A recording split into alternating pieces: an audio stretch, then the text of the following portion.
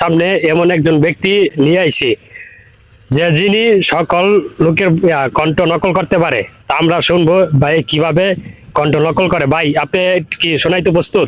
জি, আমি অনেক বক্তাদের কণ্ঠ নকল করতে পারি।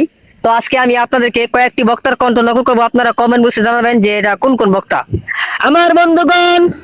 আমার বন্ধুরা খেয়াল করেন, আল্লাহ রাব্বুল আলামিন বলেন, আলিয়াউমা নাখদিমু আলা আফওয়াহিহিম ওয়া তুকাল্লিমুনা আইদিহিম ওয়া তাশহাদু আরজুলুহুম বিমা কানু ইয়াকযিবুন।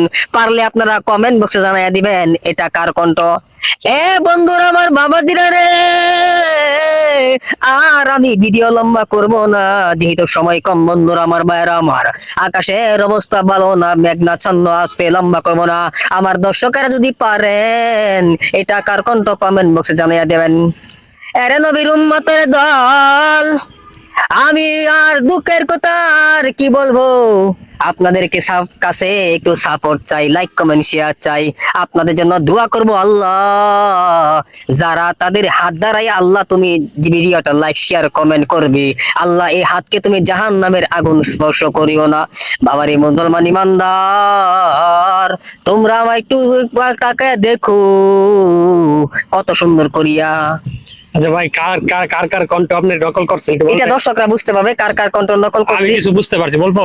হ্যাঁ বলেন। আব্দুল খালেদ শরীয়তপুরি 2 নম্বরে।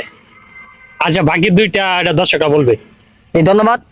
আপনারা আপনারা ভিডিওটা শেয়ার করে দেবেন ভাইয়ের আইডিটা। ভাই কিন্তু ভালো ভালো ভিডিও বানাই, তো আমার জন্য দোয়া করবেন যেন আল্লাহ তাআলা আমাকে হেফাজত